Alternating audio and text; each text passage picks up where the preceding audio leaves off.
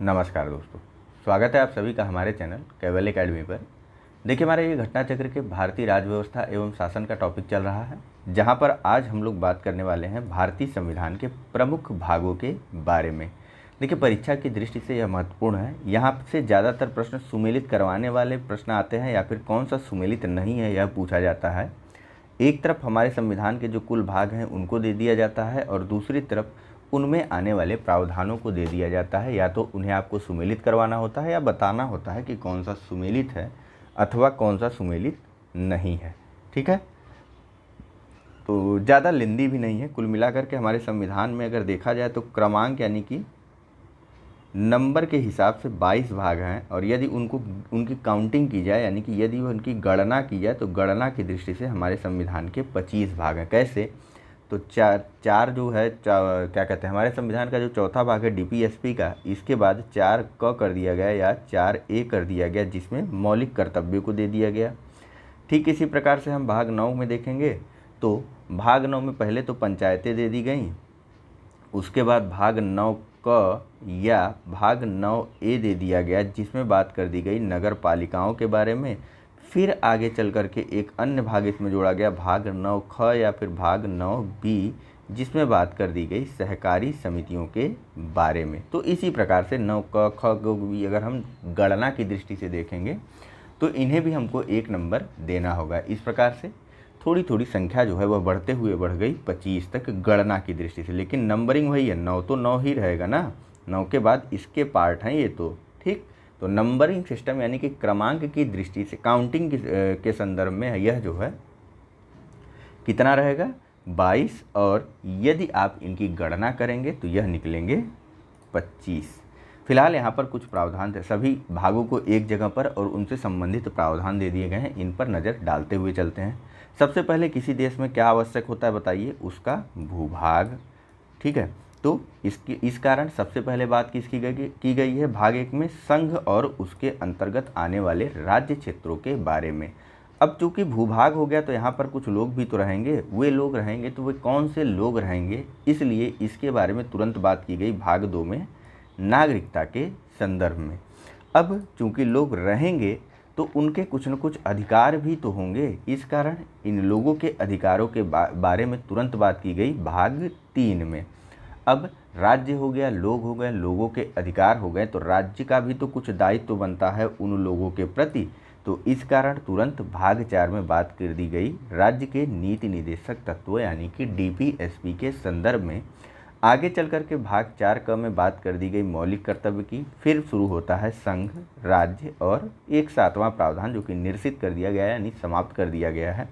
ठीक है, तो भाग 5 में संघ की बात की गई है, भाग 6 में राज्य के बारे में बात की गई है। अनुच्छेद दिमाग में लेते चलिएगा, ठीक है, कहाँ से कहाँ तक पहुँच गए। भाग 8 में संघ राज्य क्षेत्रों के बारे में बात की गई है। भाग 9 में पंचायतों के संदर्भ में बात की गई, अनुच्छेद 243 के आसपास पहुँच गए हैं।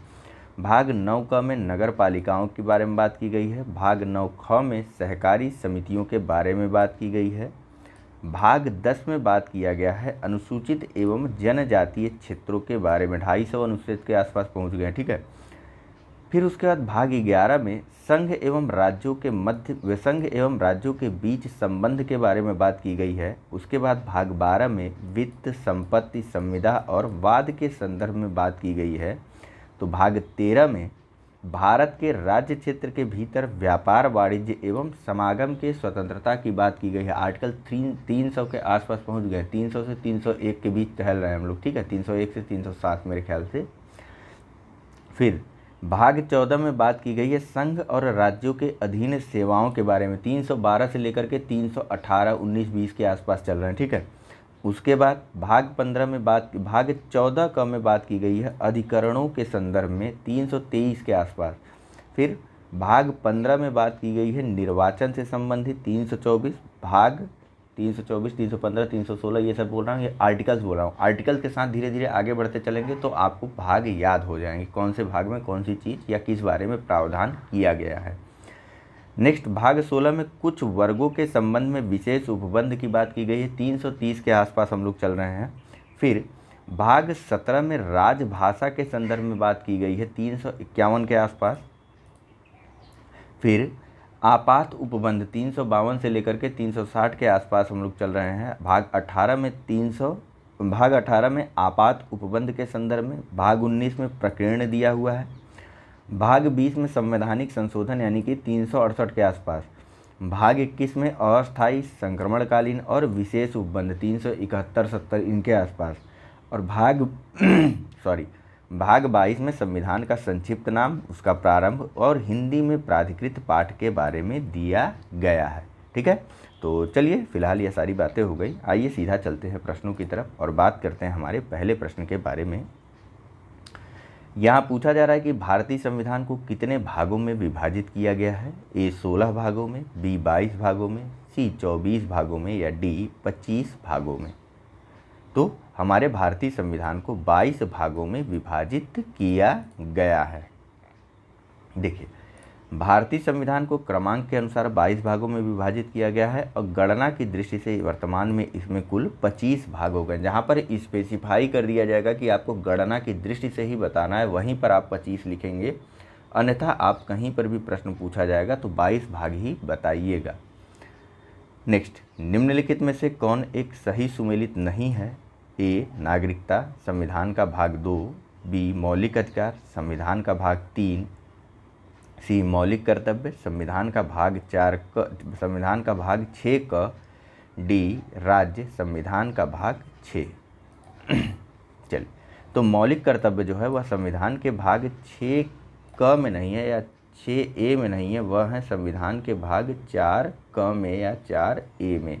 ठीक है, इसी प्रकार से ये रोमन नंबर के कारण आपको कंफ्यूज करने का प्रयास किया जाता है, तो इस पर थोड़ा ध्यान दिया करिए। बाकी नागरिकता से संबंधित प्रावधान भाग 2 में, मौलिक अधिकार भाग 3 में, राज्य जो है भाग 6 में है और संघ जो है वह भाग 5 में है। ठीक है, चलिए, हमारे संविधान के किस भाग में तीनों सोपानों में पंचायतें बनाने की परिकल्पना की गई है। ए भाग बताइए 9, बी भाग 10, सी भाग 11 या डी भाग 12। कभी कभी तो ऐसे पूछ लेता हूँ, बताइए, जैसे कि आप लोग तुरंत जवाब दे देंगे।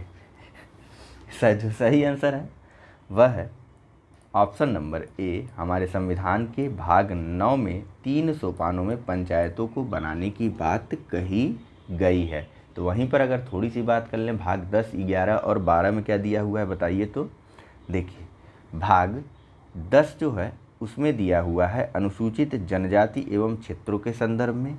भाग 11 में संघ एवं राज्य के बीच संबंध के बारे में दिया हुआ है। तो भाग 12 में वित्त, संपत्ति, संविदा और वाद के संदर्भ में प्रावधान किया गया है। ठीक है, देखिए यहाँ पर एक्सप्लेनेशन में देखते हैं।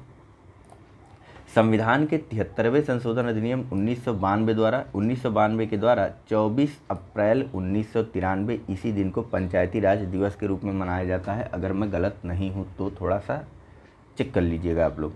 ठीक है, तो संविधान के 73वें संविधान संशोधन अधिनियम 1992 के द्वारा 24 अप्रैल 1993 को अंतः स्थापित संविधान के भाग 9 में 3 सोपानों में पंचायतें बनाने की परिकल्पना की गई थी और इस भाग के अनुच्छेद 243 के खंड 1 में कहा गया है कि प्रत्येक राज्य में ग्राम, मध्यवर्ती और जिला स्तर पर इस भाग के उपबंधों के अनुसार पंचायतों का गठन किया जाएगा।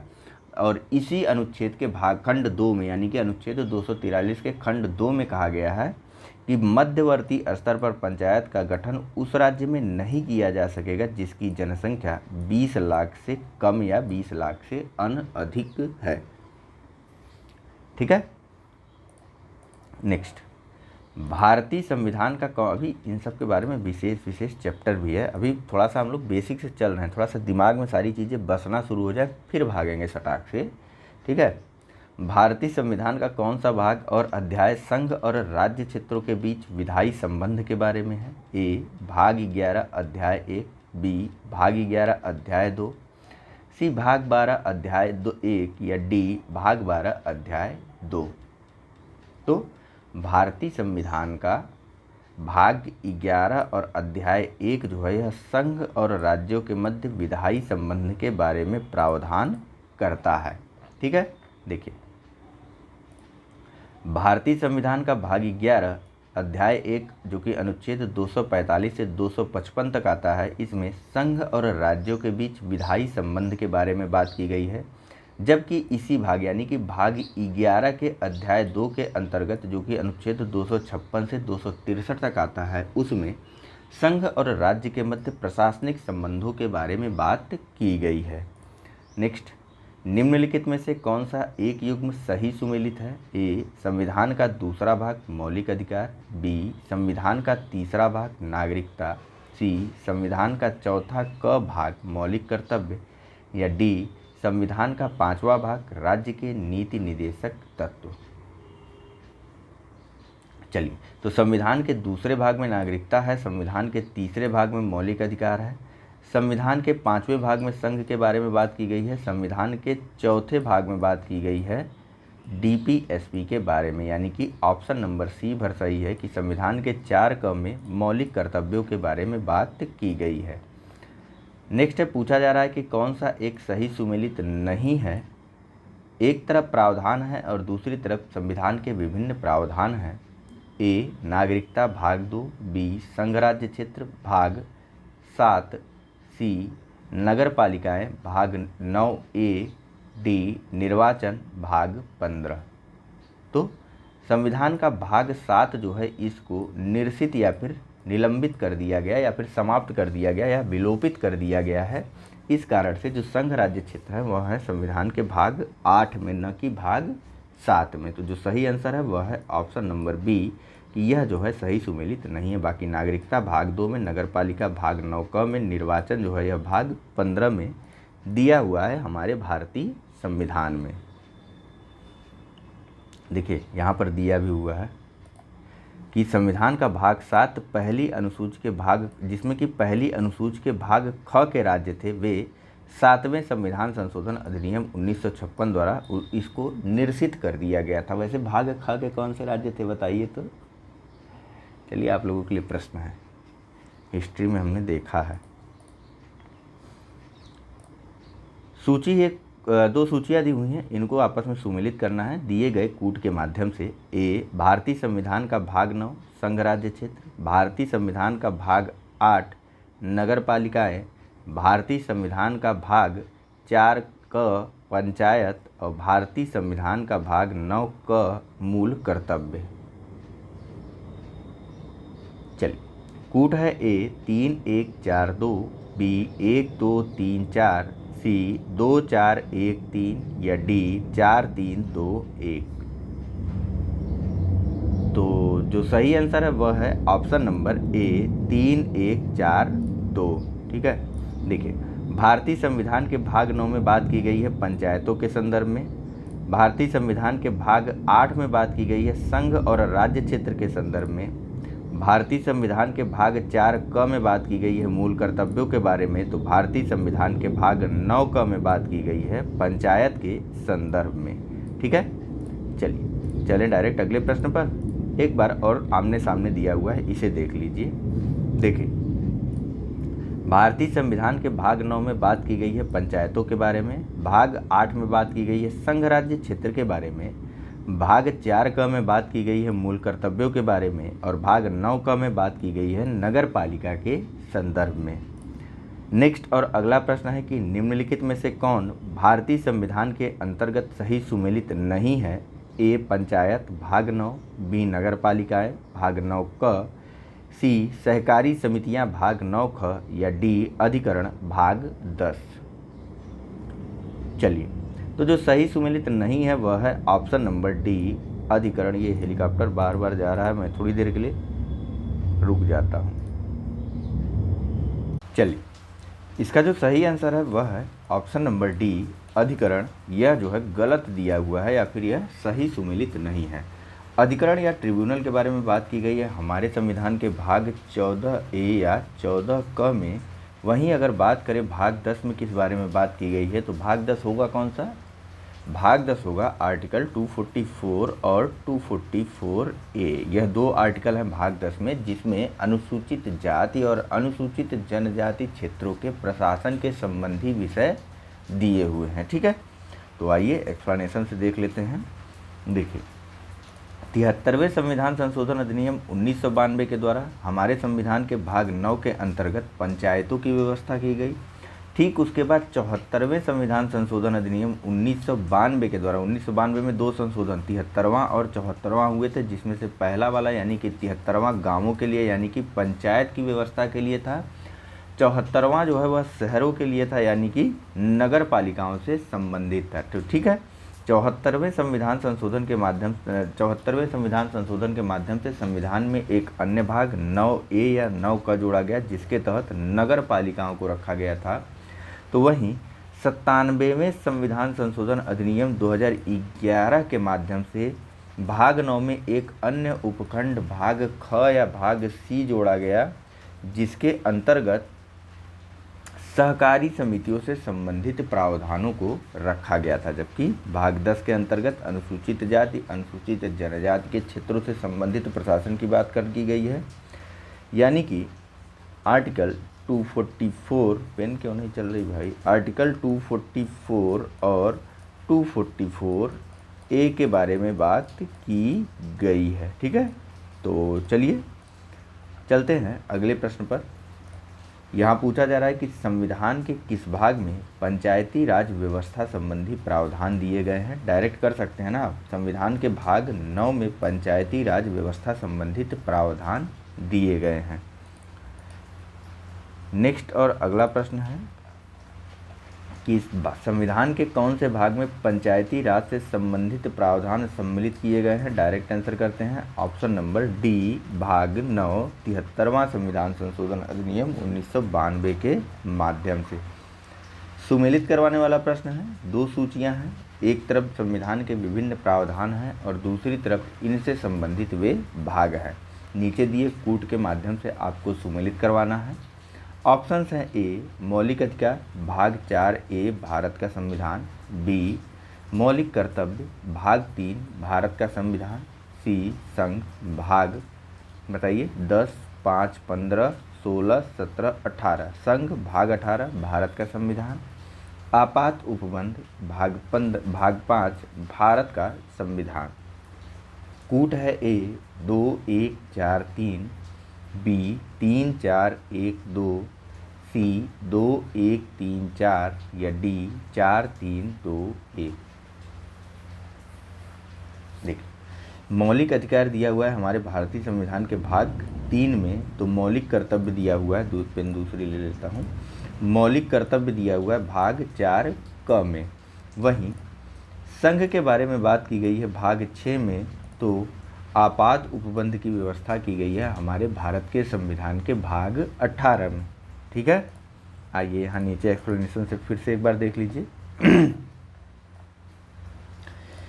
मौलिक अधिकार भाग 3 में है, मौलिक कर्तव्य भाग 4 क में, संघ जो है यह भाग 5 में रखा गया है, तो आपात उपबंधों की व्यवस्था संविधान के भाग 18 में दिया गया है। नेक्स्ट और अगला प्रश्न इसी प्रकार का है, बस इसमें यह बताना है कि कौन सा सही सुमेलित नहीं है। ए मूल कर्तव्य भाग 4 क, बी राज्य भाग 6, सी भारत का महान्यायवादी भाग 10, 11, 12, 13, भारत का महान्यायवादी भाग 13, संघ और राज्यों के अधीन सेवाएं भाग 10, 5 में से एक जाएगा, बताइए 14, तो संघ और राज्य के अधीन सेवाएं भाग 14। बताइए कौन सा जो है वह सही सुमेलित नहीं है। देखिए,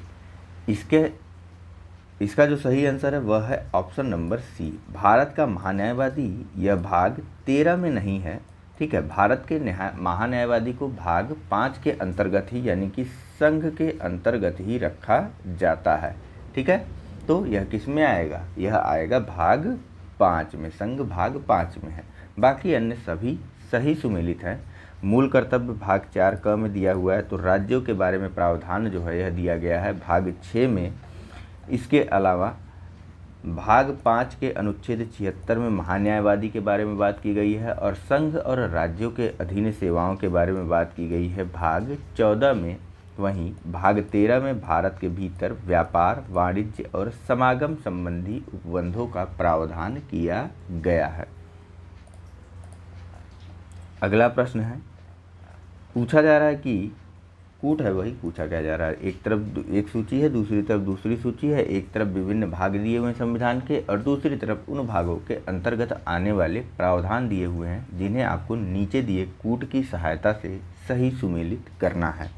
तो चलिए देखते हैं। ए, संविधान का भाग 10(5), संविधान का भाग 15 आपात उपबंध, संविधान का भाग 10(5), 15, 1, 16, संविधान का भाग 16 राजभाषा, संविधान का भाग 10(5), 15, 16, 17, संविधान का भाग 17 कुछ वर्गों के संबंध में विशेष उपबंध, या संविधान का भाग 10(5), 15, 16, 17, 18, संविधान का भाग 18 निर्वाचन के संदर्भ में। इस प्रकार से इसलिए पढ़ रहा हूँ ताकि आपके दिमाग में पढ़ने व जल्दबाजी के तरीके में आप काउंटिंग इस तरीके से करें ताकि कभी भी गलत ना हो, गलती से भी।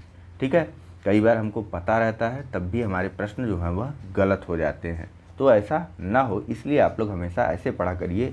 तुरंत 10 गिनिए, फिर उसमें प्लस करते चले जाइए आगे की चीज़ों को। ठीक है, बीच में रहे तो माइनस करते चले जाइए।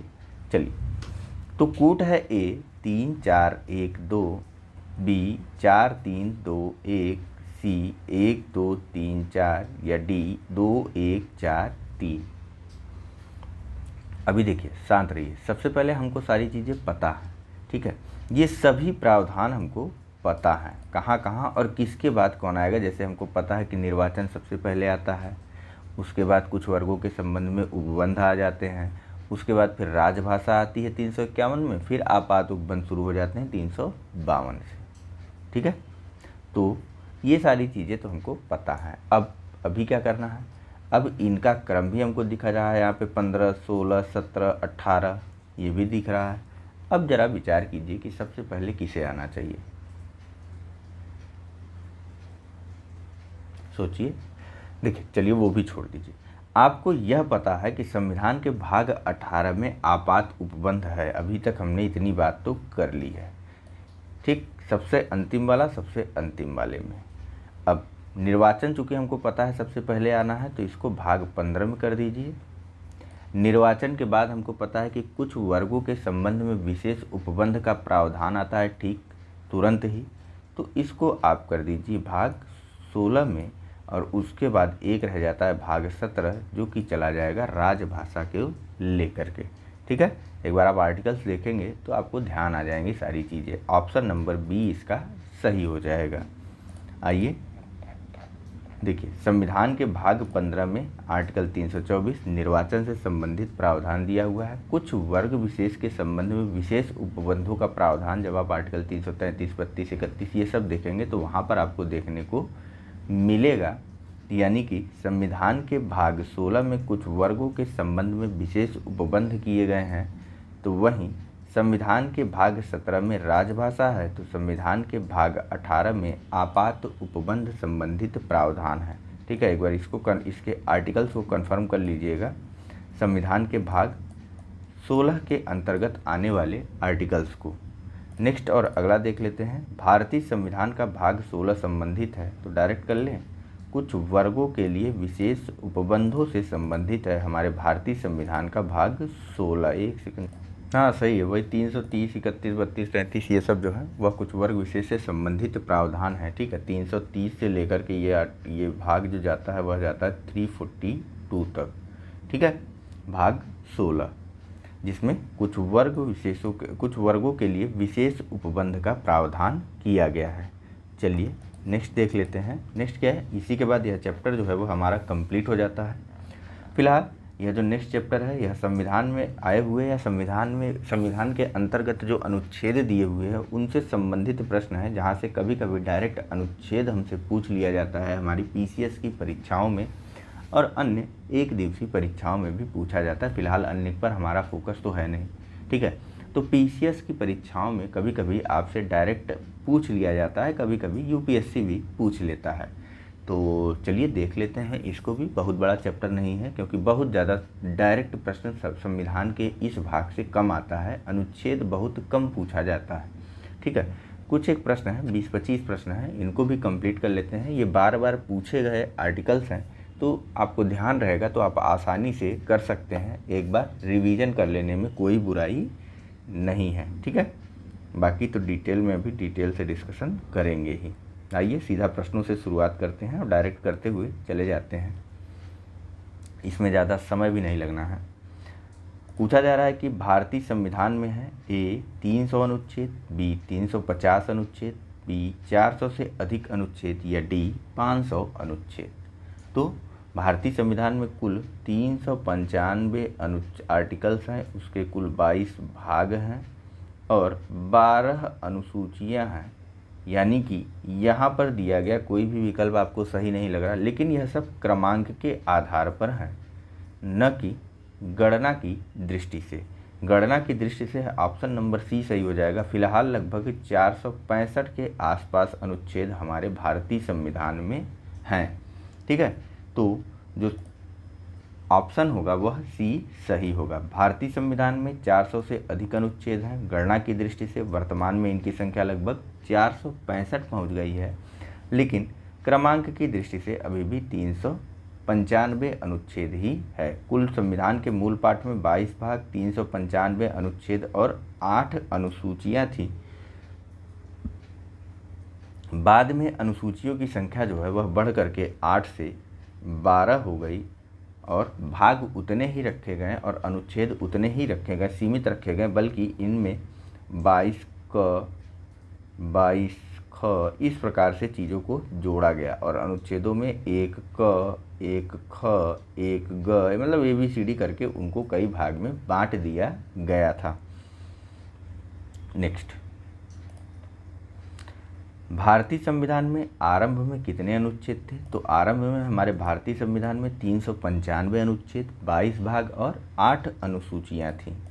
नेक्स्ट, वर्तमान में भारतीय संविधान में गणना की दृष्टि से कुल कितने अनुच्छेद और अनुसूचियां हैं? ए 390 अनुच्छेद, 5 अनुसूचियां, बी 395 अनुच्छेद और 12 अनुसूचियां, सी 395 अनुच्छेद और 10 अनुसूचियां या डी 444 अनुच्छेद और 12 अनुसूचियां। चलिए, चूँकि प्रश्न काफ़ी पुराना है तो आप आसानी से यहाँ पर जो है कुछ भी कर सकते थे। कुछ भी कर सकने का मतलब 395 अनुच्छेद और 12 अनुसूचियों के साथ जा सकते थे, लेकिन ना जाते तो ठीक था। ऑप्शन नंबर डी टिक लगा सकते थे कि 444 अनुच्छेद और 12 अनुसूचियां हैं, ठीक है। 2003 का यह प्रश्न है, तो ध्यान में बनाए रखिएगा। मूल भारतीय संविधान में कितने भाग, अनुच्छेद और अनुसूचियां थे? तो मूल भारतीय संविधान में कुल मिलाकर के 22 भाग, 395 अनुच्छेद और 8 अनुसूचियां थी। नेक्स्ट, आसान है, जल्दी जल्दी कंप्लीट हो जाएगा। भारतीय संविधान में शामिल हैं, तो भारतीय संविधान में 395 अनुच्छेद, 22 भाग और 12 सूचियां शामिल हैं। नेक्स्ट देख लेते हैं। सूचियां हैं, इनको आपको सुमेलित करना है। एक तरफ जो है विभिन्न प्रावधान दिए हुए हैं और दूसरी तरफ इनसे भाग या इनसे संबंधित अनुच्छेद दिए हुए हैं। नीचे कूट के माध्यम से इनको आपको सही सुमेलित करना है। तो चलिए कर लेते हैं, क्या कठिनाई है। पहले पढ़ तो लें। ए नए राज्यों का गठन, भारतीय संविधान का भाग 2, बी नागरिकता, भारतीय संविधान का भाग 3, सी मौलिक अधिकार, भारतीय संविधान का अनुच्छेद 323 क, या डी प्रशासनिक अधिकरण की स्थापना, भारतीय संविधान का भाग 3। कूट है ए 2 1 4 3, बी 1 2 3 4, सी 3 4 1 2 या डी 4 3 2 1। चलिए, जो सही आंसर हो जाएगा, कैसे हो जाएगा पहले बाद में यहाँ पे देख लेते हैं। नए राज्यों के गठन के संबंधित जो प्रावधान है वो हमारे भारतीय संविधान के भाग 1 के अंतर्गत आता है और यह है, इसमें शामिल है अनुच्छेद 3, ठीक है। भारतीय संविधान के भाग अनुच्छेद 3 में नए राज्यों के गठन के संबंधित बातें कही गई हैं। फिर नेक्स्ट है नागरिकता से संबंधित प्रावधान हमारे भारतीय संविधान के भाग 2 में आता है। अभी हमने पिछले चैप्टर में ये सारी चीज़ें देखी हैं। मौलिक अधिकार भारतीय संविधान के भाग 3 में आता है। तो सबसे अंत में प्रशासनिक अधिकरणों की बात जो की गई है वह भाग 14 क में की गई है, जिसके अंतर्गत अनुच्छेद आता है 323 क। यानी कि कौन सा सही हो जाएगा जरा देख लें तो 2 1 4 3 2 1 4 3 ऑप्शन नंबर ए जो है यह सही हो जाएगा। नए राज्यों का गठन भारतीय संविधान के अनुच्छेद 3 में, नागरिकता भाग 2 में, मौलिक अधिकार भाग 3 के अंतर्गत और प्रशासनिक अधिकरण की स्थापना हमारे भारतीय संविधान के अनुच्छेद 323 क में दिया गया है। पूछा जा रहा है कि राष्ट्रपति के सिफारिश के बगैर कोई विधेयक जो कर लगाता है विधायिका में नहीं रखा जा सकता है। यह प्रावधान भारत के संविधान के किस अनुच्छेद के अंतर्गत आता है? ए अनुच्छेद 117, बी अनुच्छेद 266, सी अनुच्छेद 306 या डी अनुच्छेद 307। तो जो सही आंसर है आप सभी को पता है, वित्त से संबंधित प्रावधान हमारे भारतीय संविधान के अनुच्छेद 117 में किया गया है। वित्त प्रशासन से संबंधित कोई भी प्रावधान हो फिर वो, ठीक है। देखिए अनुच्छेद 117 में प्रावधान है कि अनुच्छेद 110 के उपखंड ख से च में उल्लिखित कर संबंधित प्रावधान अर्थात कर लगाने वाला विधेयक या संशोधन की सिफारिश को जो है राष्ट्रपति की सिफारिश से ही पुरस्स्थापित या फिर प्रस्तावित किया जाएगा, अन्यथा नहीं। और ऐसा उपबंध करने वाला विधेयक जो है वह राज्यसभा में पेश नहीं किया जाएगा, ठीक है। आर्टिकल ए से लेकर के एफ तक के प्रावधानों के अंतर्गत अनुच्छेद 110 के या क से लेकर के च तक, ठीक है। नेक्स्ट, वित्त विधेयकों के बारे में विशेष उपबंध किस अनुच्छेद के अंतर्गत किया गया है? तो अभी हमने देखा कि वित्त विधेयकों के बारे में विशेष उपबंध अनुच्छेद 117 के अंतर्गत किया गया है। देखिए अनुच्छेद 117 वित्त विधेयकों के बारे में विशेष उपबंध का प्रावधान करता है। तो अनुच्छेद 119 में संसद में वित्तीय कार्य संबंधी प्रक्रिया का विधि द्वारा विनियमन की बात की गई है। अनुच्छेद 121 आर्टिकल 121 में उच्चतम न्यायालय और उच्च न्यायालय के किसी न्यायाधीश के द्वारा कर्तव्यों के निर्वहन में किए गए किसी आचरण के संबंध में संसद पर चर्चा से निर्बंधन है। और आर्टिकल 123 में जब संसद जो है वह सदन में ना हो या चल ना रही हो तो राष्ट्रपति के द्वारा अध्यादेश प्रख्यापित करने की शक्ति को दिया गया है या शक्ति का उल्लेख किया गया है, ठीक है।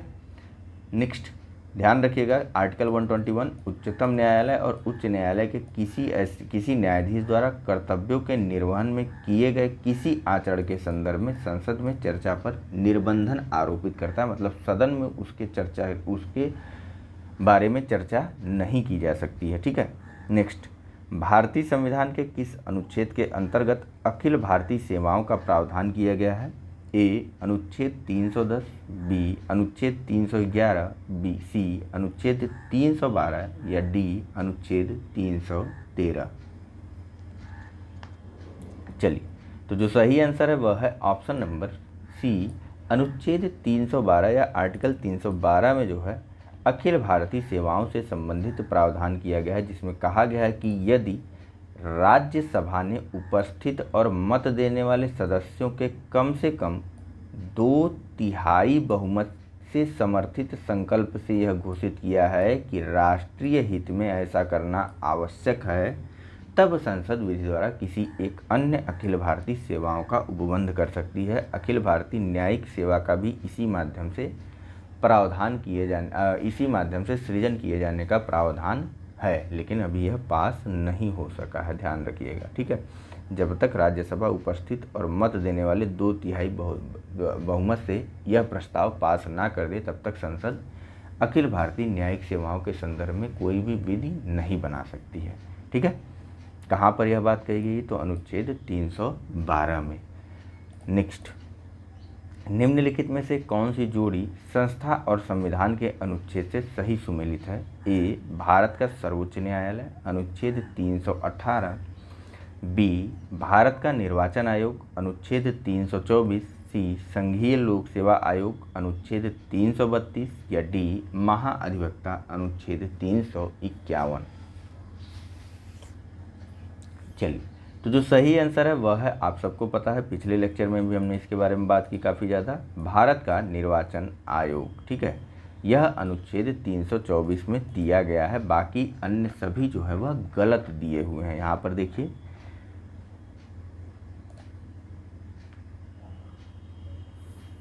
भारतीय संविधान के अनुच्छेद 324 में निर्वाचन आयोग के गठन का प्रावधान है। निर्वाचन आयोग का गठन मुख्य निर्वाचन आयुक्त और ऐसे अन्य निर्वाचन आयुक्तों से किया जाता है जिनकी संख्या समय समय पर राष्ट्रपति द्वारा निर्धारित की जाती है। वर्तमान में संख्या 3 है। अनुच्छेद 124 में सर्वोच्च न्यायालय के गठन का प्रावधान है, जबकि अनुच्छेद 318 में लोक सेवा आयोग के सदस्यों और कर्मचारियों की सेवा की शर्तों के बारे में नियम बनाने की शक्ति का उल्लेख है। ठीक है, तो संघ और राज्यों के लिए लोक सेवा आयोग का प्रावधान अनुच्छेद 315 में किया गया है। यह जो आप लोक सेवा आयोग की परीक्षा देते हैं, इसका प्रावधान जो है हमारे संविधान के आर्टिकल 315 में दिया गया है। यह एक संवैधानिक आयोग है। ठीक है, और अनुच्छेद 332 में राज्य की विधानसभाओं में अनुसूचित जातियों, अनुसूचित जनजातियों के लिए स्थानों के आरक्षण से संबंधित प्रावधान दिया गया है, जबकि राज्य के महाधिवक्ता की नियुक्ति का प्रावधान अनुच्छेद 165 में है। तो अनुच्छेद 351 में हिंदी भाषा के विकास से संबंधित दिशा निर्देश दिए गए हैं। नेक्स्ट पूछा जा रहा है कौन सा सही सुमेलित नहीं है। ए, अनुच्छेद 39A सामान्य न्याय एवं निःशुल्क विधिक सहायता। बी, अनुच्छेद 40 ग्राम पंचायतों का संगठन। सी, आर्टिकल 44 समान नागरिक संहिता। या डी, आर्टिकल 48 न्यायपालिका का कार्यपालिका से पृथक्करण। चलिए, यह ऑप्शन नंबर डी गलत है, बाकी सभी सही सुमेलित हैं। आर्टिकल 39A में समान न्याय और निःशुल्क विधिक सहायता का प्रावधान है, तो आर्टिकल 40 में ग्राम पंचायतों के संगठन से संबंधित प्रावधान है। वहीं आर्टिकल 44 में समान नागरिक संहिता के बारे में प्रावधान किया गया है, जबकि आर्टिकल 48 जो है यह कृषि और पशुपालन के संगठन से संबंधित है। तो न्यायपालिका का कार्यपालिका से पृथक्करण से संबंधित प्रावधान दिया गया है आर्टिकल 50 में। ठीक है, नेक्स्ट, अब इसके बारे में देखने की जरूरत तो नहीं है ना। यहाँ एक तरफ क्या कहते हैं एक तरफ जो है विभिन्न अनुच्छेदों या आर्टिकल्स की सूची दी हुई है और दूसरी तरफ इनमें आने वाले विषयों के प्रावधान दिए हुए हैं। नीचे दिए कूट के माध्यम से आपको इन्हें सुमेलित करना है। ऑप्शन है ए, आर्टिकल 124 संघीय न्यायपालिका। बी, आर्टिकल 5 नागरिकता। सी, आर्टिकल 352 आकस्मिक प्रावधान। या डी, आर्टिकल 245 विधायी शक्तियों का वितरण। कूट है ए 1 2 3 4, बी 2 1 4 3, सी 4 3 2 1 या डी 3 4 1 2। चलिए, जो सही आंसर हो जाएगा ऐसे देखिए, आर्टिकल 124 में अभी अभी हमने देखा क्या था, संघीय न्यायपालिका के बारे में प्रावधान कर रहा था। तो वहीं आर्टिकल 5 में नागरिकता से संबंधित प्रावधान है। आर्टिकल 352 जो है आपात उपबंधों से संबंधित प्रावधान करता है। और सबसे अंत में आर्टिकल 245 में संघ और राज्यों के मध्य विधायी शक्तियों के वितरण के संबंधी प्रावधान किए गए हैं। यानी कि क्या सही हो जाएगा, 1 2 3 4 कहाँ पर है, ऑप्शन नंबर ए जो है हमारा सही हो जाएगा, 1 2 3 4। चलिए, यहाँ भी सूचियाँ दी हुई हैं, इनको भी आपस में सुमेलित करना है। एक तरफ है विभिन्न आर्टिकल्स और दूसरी तरफ इनमें आने वाले प्रावधान। ए, आर्टिकल 14 संशोधन प्रक्रिया। बी, आर्टिकल 36 मंत्रिपरिषद। सी, आर्टिकल 74 समानता का अधिकार। या डी, आर्टिकल 368 DPSP या नीति निर्देशक तत्व या नीति निर्देशक तत्व। कूट है ए 2 1 4 3, बी 4 1 3 2, सी 1 2 3 4 या डी 3 4 2 1। चलिए, आर्टिकल 14 में बात की गई है, आर्टिकल 14 में बात की गई है समानता के अधिकार के बारे में। तो वहीं आर्टिकल 36 जो है यह नीति के निदेशक तत्वों के अंतर्गत आने वाला एक अनुच्छेद है। वो वहीं आर्टिकल 74 में बात की गई है मंत्रिपरिषद के बारे में और संविधान में संशोधनों के बारे में या संविधान के संशोधन प्रक्रिया के बारे में प्रावधान किया गया है आर्टिकल 368 में। तो कौन सा हो जाएगा? 3, 4, 2, 1 कहाँ पर है? 3, 4, 2, 1 ऑप्शन नंबर डी जो है यह सही हो जाएगा। ठीक है, चलिए यहाँ पर पुनः सूचियाँ दी हुई हैं, इनको भी दिए गए कूट की सहायता से सही सुमेलित करना है। सूचियाँ हैं एक तरफ विभिन्न प्रावधान और दूसरी तरफ इनमें आने वाले अनुच्छेद। ए, विधानतः नए राज्यों को शामिल करना आर्टिकल 14। बी, समता का अधिकार आर्टिकल 2।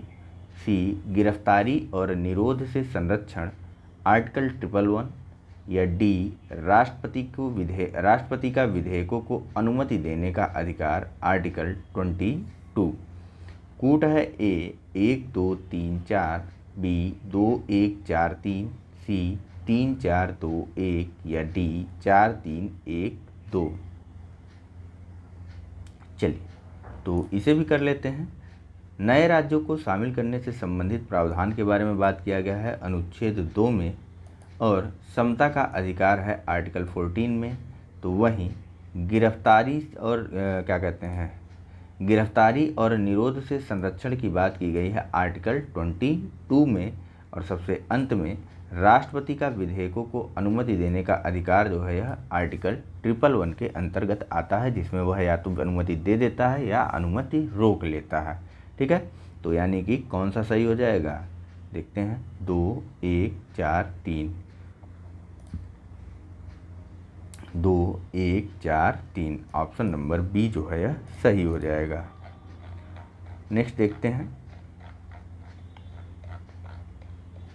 यह भी सूचियां हैं, इनको भी आपस में सुमेलित करना है। दरअसल ऐसे ही प्रश्न जो है वह ज़्यादातर आते हैं। ठीक है, 2-4 आर्टिकल दे देगा, 2-4 प्रावधान दे देगा, इनको आपको सुमेलित करके बात खत्म कर देना। जैसे ये प्रश्न जो है IAS 2001, lower PCS 2002, PCS mains 2005 और पीसीएस मेंस 2011, मतलब कई बार इस तरीके के प्रश्न जो है वह पूछे जाते हैं। पूछा जा रहा है यहाँ पर एक आर्टिकल है 54, भारत के राष्ट्रपति का निर्वाचन, आर्टिकल 75, प्रधानमंत्री और मंत्रिपरिषद की नियुक्ति, आर्टिकल 155, राज्य के राज्यपाल की नियुक्ति, या आर्टिकल 164, राज्य के मुख्यमंत्री और मंत्रिपरिषद की नियुक्ति, अथवा 5वां, राज्य विधानसभाओं की संरचना। कूट है ए 1, 2, 3, 4, बी 1, 2, 4, 5, सी 2, 1, 3, 4 या डी 2, 1, 4, 3।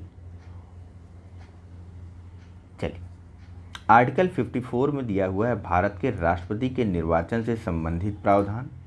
आर्टिकल 75 में साफ साफ कहा गया है कि प्रधानमंत्री और मंत्रिपरिषद की नियुक्ति जो है वह राष्ट्रपति करेगा।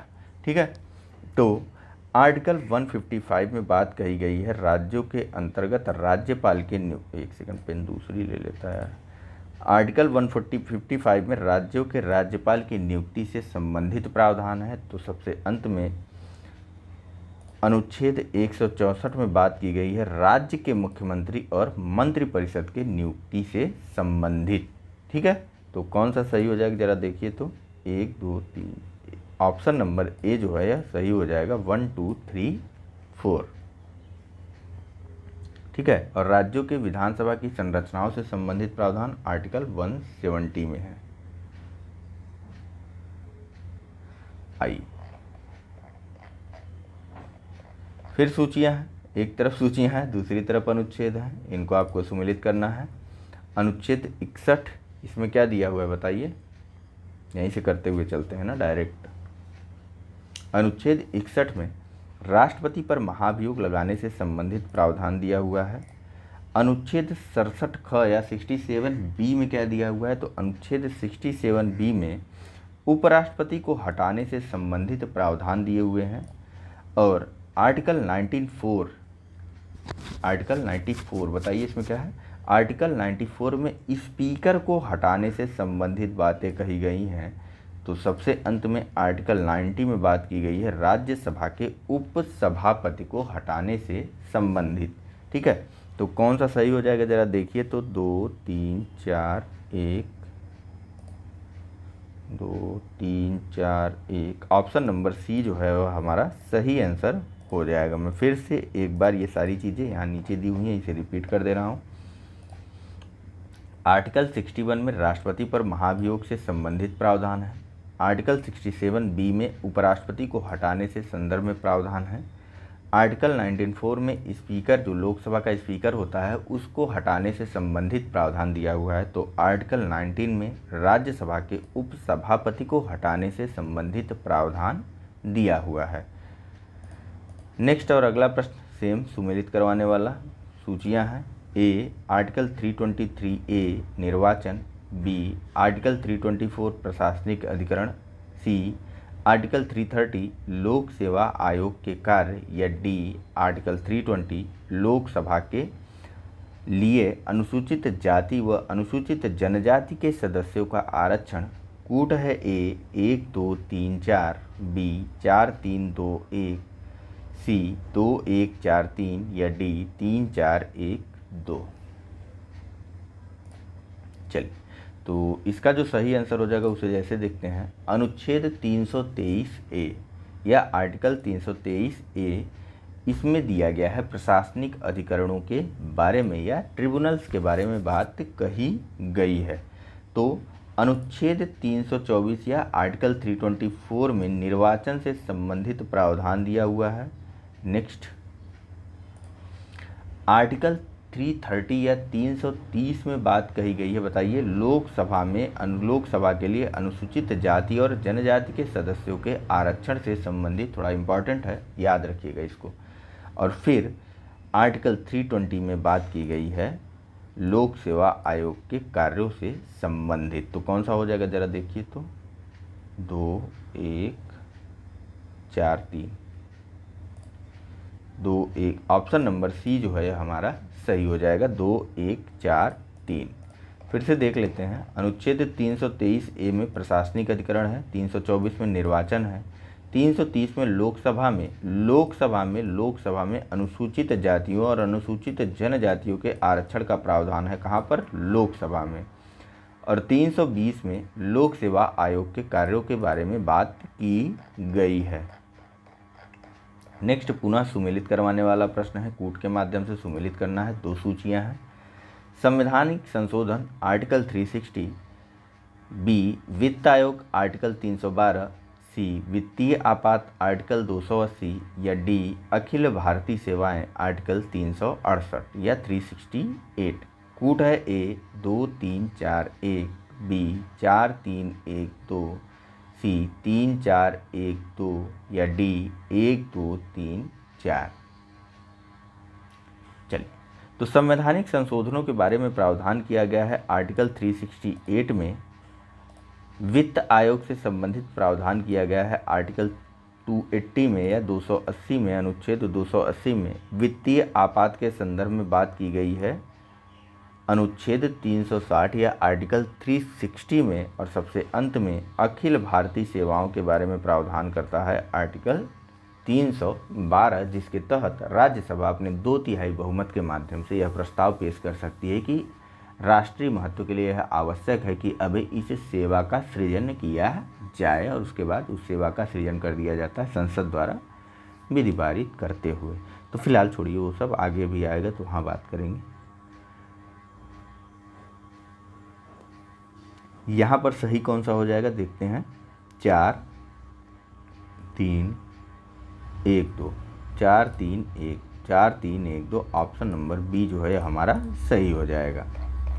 संवैधानिक संशोधन आर्टिकल 368, वित्त आयोग आर्टिकल 280, वित्त व्यापात आर्टिकल 360, अखिल भारतीय सेवाएं आर्टिकल 312। फिर विभिन्न संस्थान, इनके आने वाले यह कहाँ किस अनुच्छेद में है यह, और इनको दिए गए कूट के माध्यम से सुमेलित करना।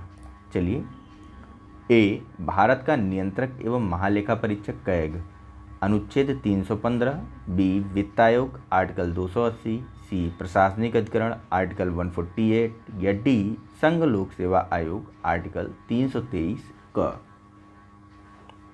चलिए मिला लेते हैं।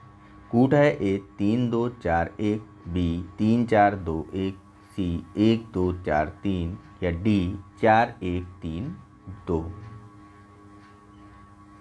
आई कैग के बारे में बात की गई है हमारे भारतीय संविधान के आर्टिकल 148 में, जिसकी नियुक्ति राष्ट्रपति के द्वारा की जाती है। अभी आगे चैप्टर्स आएंगे, वहाँ पर डिटेल होगा।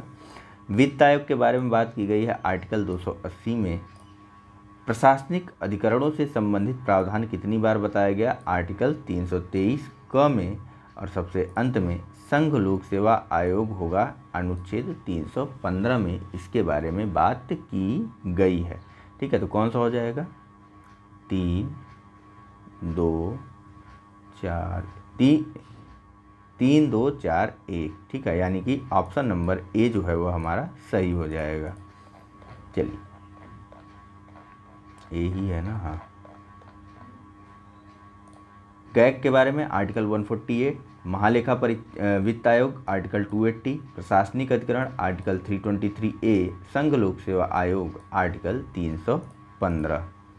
पूछा जा रहा है कि दिए गए विकल्पों में से कौन सा एक सही सुमेलित नहीं है? ए अंतर्राज्यीय परिषद आर्टिकल 263, बी वित्त आयोग आर्टिकल 280, सी प्रशासनिक अधिकरण आर्टिकल 323 क या डी संघ लोक सेवा आयोग आर्टिकल 315 या अनुच्छेद 315।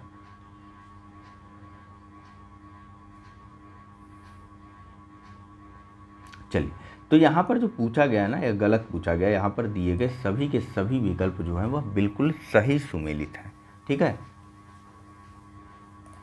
चलिए बात कर लेते हैं अगले प्रश्न के बारे में। निम्नलिखित में से किसका सुमेल सही है?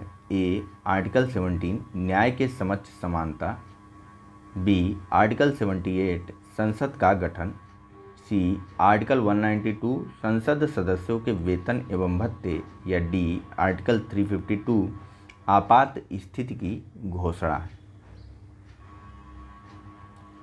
चलिए, इसका जो सही आंसर है वह है ऑप्शन नंबर डी, आर्टिकल 352 में आपात स्थिति की घोषणा के संबंध में प्रावधान किया गया है। ठीक है, बाकी अन्य सभी जो है वह सही सुमेलित नहीं है।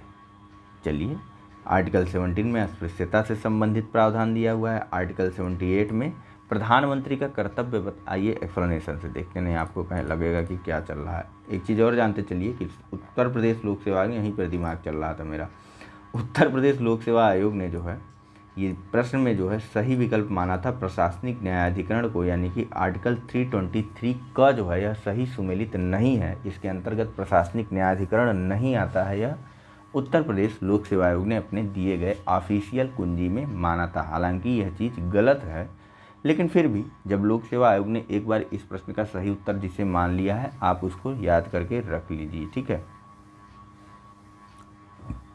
सिर्फ उत्तर प्रदेश के संदर्भ में। ठीक, फिलहाल यहाँ पर हम लोग बात कर रहे थे आर्टिकल 352 में आपात स्थिति के बारे में बात की गई है। तो आर्टिकल 17 अस्पृश्यता के अंत की बात करता है। आर्टिकल 78 राष्ट्रपति को जानकारी देने के संबंधित में प्रधानमंत्री के कर्तव्यों का उल्लेख करता है। आर्टिकल 192 में राज्य के विधानमंडल के सदस्यों की निर्भरताओं से संबंधित प्रावधान दिए गए हैं, मतलब वो क्या कांड कर देंगे कि उनको अयोग्य घोषित कर दिया जाएगा। काफ़ी लंबा और महत्वपूर्ण है, इसको थोड़ा याद कर लीजिएगा आप लोग, इस वाले प्रश्न को, इनमें आने वाले आर्टिकल्स को। ए 215 वही सेम है, एक तरफ संविधान के विभिन्न अनुच्छेद हैं और दूसरी तरफ इनमें आने वाले प्रावधान हैं। ठीक है, जिनको आपको दिए गए कूट की सहायता से सही सुमेलित करना है। ए 215 किसी न्यायाधीश का एक उच्च न्यायालय से दूसरे उच्च न्यायालय में अंतरण। बी आर्टिकल 222 सभी न्यायालयों के अधीक्षण की शक्ति। सी आर्टिकल 226 कुछ रीट निकालने की उच्च न्यायालय की शक्ति, या डी आर्टिकल 227 उच्च न्यायालय का अभिलेख न्यायालय होना। कूट है ए 4132, बी 2132, या सी 1432, या डी 4231। पूरा पूरा एक ब्रिज में आ गया, मुझे लग रहा था नहीं आएगा। चलिए आराम से समझिए। सबसे पहले अभिलेख न्यायालय क्या होता है, मतलब इसके दिए गए मतलब किसी भी न्यायालय के, या जो न्यायालय अभिलेख न्यायालय होता है तो उसके आदेशों को लिखित रूप में रखा जाता है, और उसके सबऑर्डिनेट जो जितनी भी जुडिशरी होती है, यानी कि उसकी अधीनस्थ जितने भी न्यायालय होते हैं, उनके वह जो है उससे उलट अपना ऑर्डर नहीं दे सकते हैं, या फिर उन पर उच्च न्यायालय या उनके अधीनस्थ न्यायालयों के ऊपर के न्यायालयों के आदेश जो है वह उनके ऊपर भी लागू होते हैं। सिंपल वे में समझिए इसको, ऐसे कंफ्यूज मैं ज़्यादा कर दे रहा हूँ आप लोगों को लगता है मुझे। देखिए मान लीजिए कि आप जो है अपने घर में सबसे बड़े हैं, ठीक है, तो अब आप जो कहेंगे या आप जो बोलेंगे उसको लिखित रूप में कहीं पर रख दिया जाएगा, ठीक है। अब आपका एक छोटा भाई है, ठीक है, तो आपने जो कहा वह लिख के रख दिया गया। अब यह आपके छोटे भाई पर नियमतः और अक्षरशः लागू होगा, ठीक है। वह किसी भी तरीके से इस चीज़ को काट नहीं सकता है, यह कानून की तरह लागू होगा आपके छोटे भाई पर कि उसको यह चीज़ करनी ही करनी होगी, ठीक। अब इसी को और समझिए कि मान लीजिए कि आप सेकंड नंबर के छोटे भाई हैं, एक फर्स्ट नंबर का आपसे बड़ा भाई है और एक थर्ड नंबर का आपसे छोटा भाई। हमारी जुडिशरी कुछ इसी प्रकार की है, ठीक है। तो आपके फर्स्ट नंबर के बड़े भाई ने कोई आदेश दिया या कुछ कहा जिसको लिखित रूप में रखा गया, और फिर यह आप पर कानून के रूप में लागू हुआ। वहीं सेम चीज़ आपके छोटे भाई पर भी लागू होती है कि वह कुछ कहता है, आप कुछ कहते हैं, कुछ आदेश देते हैं, कुछ बात कहते हैं, उसको लिखित रूप में कहीं रख करके आपके छोटे वाले भाई पर जो है वह लागू कर दिया जाता है कानून के रूप में। तो क्या हो गया, इसे बोला गया अभिलेख, ठीक है, या फिर इस तरीके के न्यायालयों को बोला गया अभिलेख न्यायालय। बिल्कुल नॉन टेक्निकल रूप में समझा रहा हूँ, बाकी डिफिनीशन और एग्जैक्ट चीज़ अभी आगे जब प्रश्न आएगा तब आपको बता दिया जाएगा, ठीक। तो यह हो गया अभिलेख न्यायालय की संकल्पना। तो अब बताइए यहाँ पर कौन सा सही है फिलहाल।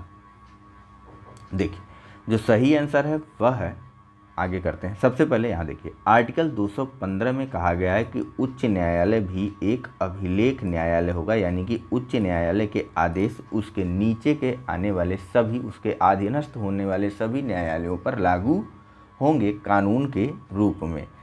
फिर आता है कौन सा, यहाँ पर देखिए सबसे छोटा वाला कौन है, आर्टिकल 222। अब अभिलेख न्यायालय तो हो गया, उसके बाद क्या होगा, तो एक उच्च न्यायालय से दूसरे उच्च न्यायालय में किसी न्यायाधीश के अंतरण से संबंधित या ट्रांसफ़र से संबंधित प्रावधान आता है अनुच्छेद 222 में। फिर रीट निकालने की शक्ति के बारे में यह तो पता होगा, इससे आप लोग सुपरिचित होंगे, आर्टिकल 226 से या 226 से विशेष रीट जारी करने की शक्ति या कुछ रीट निकालने की उच्च न्यायालयों की शक्ति के बारे में बात करता है। वहीं सबसे अंत में अनुच्छेद 227 के अंतर्गत सभी अधीनस्थ न्यायालयों के अधीक्षण की शक्ति प्रदान की गई है उच्च न्यायालय को, ठीक है। सुप्रीम कोर्ट की बात अभी नहीं कर रहे हैं हम लोग, हाई कोर्ट की बात कर रहे हैं। तो कौन सा सही हो जाएगा जरा देखते हैं। 4 2 4 1 3 2 4 1, ऑप्शन नंबर ए जो है यहाँ पर हमारा सही हो जाएगा, ठीक है। देखिए आर्टिकल 215 में उच्च न्यायालय का अभिलेख न्यायालय होना उल्लिखित किया गया है, उपबंधित किया गया है। आर्टिकल 222 में हाई कोर्ट के न्यायाधीशों की ट्रांसफ़र के बारे में बात की गई है। आर्टिकल 226 के अंतर्गत हाई कोर्ट जो है वह विशेष रीट जारी कर सकता है। अधिकार पृच्छा उत्प्रेषण, इस प्रकार बंदी प्रत्यक्षीकरण, यह सब जो रीट है यहाँ अनुच्छेद 226 के तहत हाई कोर्ट जारी कर सकता है। तो आर्टिकल 227 के अंतर्गत इसको इसके अधीनस्थ न्यायालयों के अधीक्षण की शक्ति प्रदान की गई है, किसको, हाई कोर्ट को। नेक्स्ट है कि भारतीय संविधान के किस अनुच्छेद में केंद्र शासित प्रदेशों के लिए उच्च न्यायालय का प्रावधान है? A article 240, B article 241, C article 242 या डी आर्टिकल 239 या 239। चलिए, इसका जो सही आंसर है वह है ऑप्शन नंबर बी, आर्टिकल 241 के अंतर्गत केंद्र शासित प्रदेशों में उच्च न्यायालयों का प्रावधान किया गया है।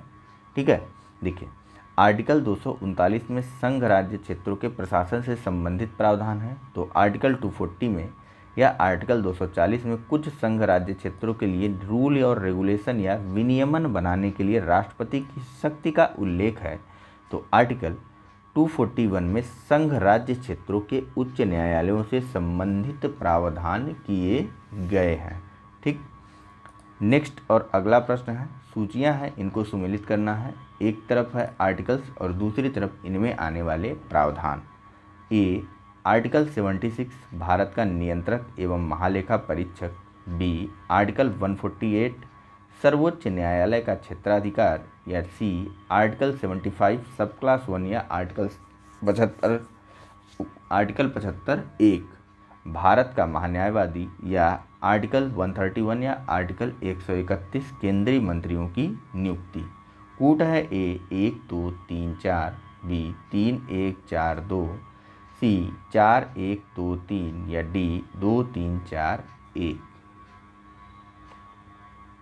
चलिए, तो जो सही आंसर है वह है ऑप्शन नंबर बी 3 1 4 2। आर्टिकल 76 में बात की गई है 3 1 4 2, आर्टिकल 76 में बात की गई भारत के महान्यायवादी की। फिर नेक्स्ट आर्टिकल 148 जो है यह कैग से संबंधित या भारत के नियंत्रक एवं महालेखा परीक्षक से संबंधित प्रावधान की बात करता है। फिर आर्टिकल 75 सब क्लास 1 में केंद्रीय मंत्रियों के नियुक्ति से संबंधित प्रावधान है, तो वहीं सबसे अंत में आर्टिकल 131 में सर्वोच्च न्यायालय या सुप्रीम कोर्ट के क्षेत्राधिकार के बारे में बात की गई है। ठीक है, यानी कि 3 1 4 2 ऑप्शन नंबर बी। आइए देखते हैं एक बार फिर से। आर्टिकल 76 में भारत के महान्यायवादी की बात है, आर्टिकल 148 में भारत का नियंत्रक एवं महालेखा परीक्षक है, आर्टिकल 75 सब क्लास 1 में केंद्रीय मंत्रियों की नियुक्ति से संबंधित बात कही गई है, तो आर्टिकल 131 में सर्वोच्च न्यायालय के क्षेत्राधिकार का वर्णन किया गया। थोड़ा चर्चा में रहा था यह आर्टिकल 131, तो इसको ध्यान में रखे रहिएगा। नेक्स्ट है सूचियां हैं, इनको आपको सुमेलित करना है। ऑप्शन है ए विधि के सम्मुख समानता आर्टिकल 42, बी कार्य करने का अधिकार आर्टिकल 45, सी कार्य करने के लिए सही और मानवीय स्थितियां आर्टिकल 14, या डी बच्चों के लिए मुफ्त तथा अनिवार्य शिक्षा आर्टिकल 41। कूट है ए 1 2 3 4, बी 3 4 1 2, सी 2 1 4 3 या डी 4 3 1 2। चलिए, तो जो सही आंसर होगा वह बताइए कौन सा होगा। देखिए, विधि के सम्मुख समता की बात की गई है आर्टिकल 14 में, अनुच्छेद 14 में विधि के समक्ष सभी लोग समान होंगे, यह बात कही गई। तो वहीं कार्य करने के अधिकारों की बात की गई है आर्टिकल 41 में, और कार्य करने के लिए सही और मानवीय स्थितियों के बारे में प्रावधान करता है आर्टिकल 42, और सबसे अंत में बच्चों के लिए मुफ्त एवं अनिवार्य शिक्षा का प्रावधान करता है आर्टिकल 45। ठीक है, हालांकि इसको बाद में परिवर्तित कर दिया गया था 86 में संविधान संशोधन अधिनियम 2002 के माध्यम से, और इस बात को रख दिया गया था आर्टिकल 21 क में, यानी कि मूल अधिकारों के अंतर्गत नीति निर्देशक तत्वों से हटाते हुए। फिलहाल यह सारी चीज़ें यहाँ दी हुई हैं इधर एक्सप्लेनेशन में, वहाँ से देख लेते हैं। यहाँ पर अपने विकल्प को देख लेते हैं कौन सा सही होगा। देखिए 3 4 1 2, 3 4 1 2 ऑप्शन नंबर बी हमारा जो है यह सही हो जाएगा। यहाँ देखिए, ठीक है, बच्चों के लिए मुफ्त एवं अनिवार्य शिक्षा का प्रावधान नीति निर्देशक तत्वों के अनुच्छेद 45 में वर्णित था मूलतः, लेकिन बाद में 86वें संविधान संशोधन अधिनियम 2002 में इसे अनुच्छेद 21 का के रूप में मूल अधिकारों के रूप में शामिल कर लिया गया था। अब फिलहाल अभी अनुच्छेद 45 में इसके स्थान पर शैशव पूर्व देखभाल तथा 6 वर्ष से कम आयु के बच्चों के लिए शिक्षा की व्यवस्था का प्रावधान किया गया है। ठीक है, और इसी के साथ इस लेक्चर का अंतिम प्रश्न और इस चैप्टर का भी यहाँ पूछा जा रहा है कि निम्नलिखित में से कौन सा सही सुमेलित नहीं है। एक तरफ विभिन्न अनुच्छेद हैं और दूसरी तरफ संबंधित राज्य हैं। ए 371 क नागालैंड, बी 371 ख असम, सी 371 ग मेघालय या डी 371 घ आंध्र प्रदेश। चलिए, जो सही आंसर है वह है ऑप्शन नंबर सी 371 ग के अंतर्गत मेघालय नहीं है, बाकी सभी सही सुमेलित हैं। यहाँ सबको देख लीजिए। देखिए, भाग 21 में अस्थायी संक्रमणकालीन और विशेष उपबंध दिए हुए हैं हमारे संविधान में, जिसमें आर्टिकल 371 के अंतर्गत महाराष्ट्र और गुजरात हैं।